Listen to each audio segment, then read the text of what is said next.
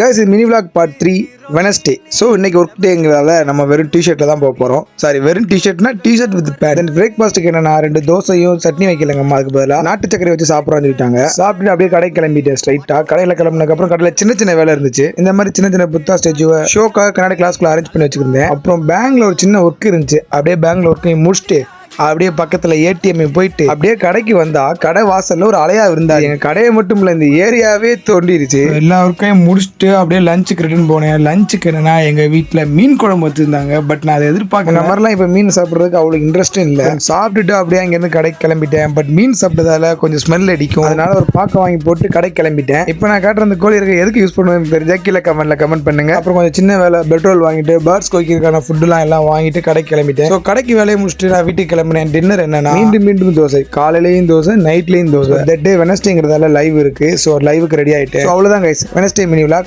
Over. Thank you for வாட்சிங். மறக்காம subscribe பண்ணிருங்க.